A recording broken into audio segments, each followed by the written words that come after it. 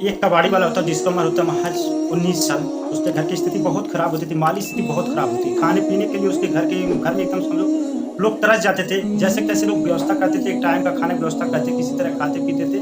उसके बाद फिर जो है उन लोगों को अगले टाइम के लिए सोचना पड़ता था कि अब हम क्या खाएँगे, क्या पिएँगे? यानी देख रहे हैं हम लोगों के घर की जो स्थिति होती थी, स्थिति बहुत खराब होती थी। तो जो कबाड़ी वाला लड़का होता था, उसके घर में उसकी बूढ़ी माता होती थी, बूढ़े पिता होते थे और उसकी एक छोटी बहन होती थी।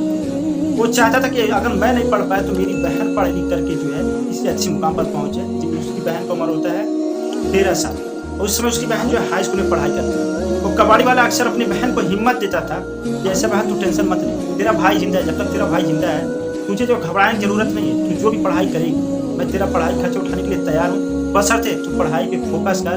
तुम कहीं ऐसा ना और लोगों की तरह तुम भटक जाना ताकि मेरा सपना इधर-उधर रह जाए। लेकिन दोस्तों जो लड़की होती है वो अपने भाई से बोलती है कि भैया आप ऐसा क्यों सोचते हो?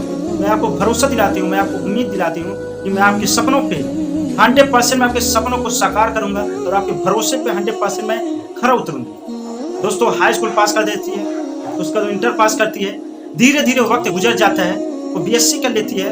वो यानी उसका जब ग्रेजुएशन कंप्लीट हो जाता है, तो उस अपने भाई से कहती है कि भाई मुझे यूपीएससी की तैयारी करनी है। अब यूपीएससी की तैयारी करने के लिए जो फीस होता है, लाख रुपए के प्लस मंथ आता है और उसके भाई को समझ में नहीं आता है, हम करें तो क्या करें?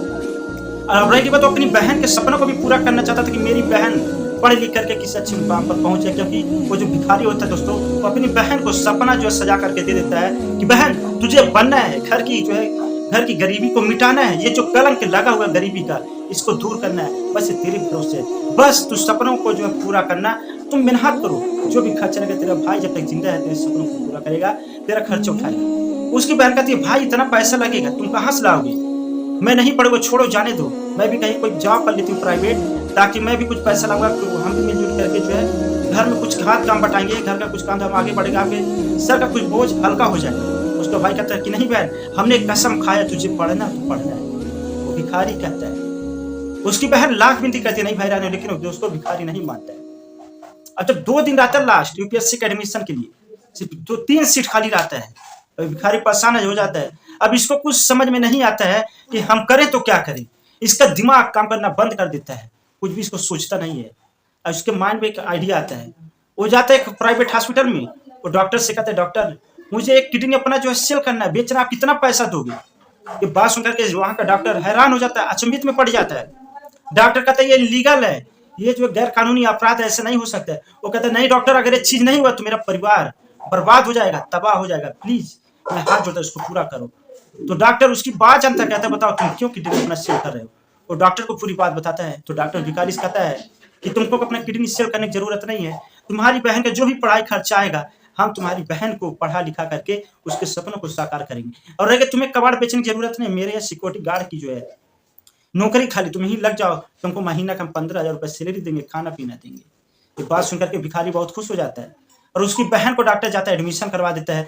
उसकी बहन दिल लगा के पढ़ाई करती है और जब कुछ समय के बाद जब पेपर होता है, उसकी बहन पेपर देती है, जब रिजल्ट आता है, रिजल्ट देख करके हर कोई खुश हो जाता है, खुशी ठिकाना नहीं रहता, क्योंकि उस समय उसकी बहन एक आईएएस अफ़सर बन जाती है। एक आईएएस अफ़सर बन करके अपने घर की गरीबी के कलंक को मिटा देती है। उसके घर में खुशहाली आ जाती है। तो दोस्तों ये जो मेरा कहानी सुनाने का उद्देश्य था, आप सबको जागरूक करने का उद्देश्य था। इंसान अगर ज़िंदगी में कुछ ठान ले तो कुछ भी कर सकता है, अगर कल के डेट पे छोड़ेगा तो कुछ भी नहीं कर सकता। इसलिए जितने भी नौजवान हैं, कभी भी ज़िंदगी में कठिनाइयों से ना हारें। ज़िंदगी में जो भी कठिनाई है, कठिनाइयों का डट कर सामना करें।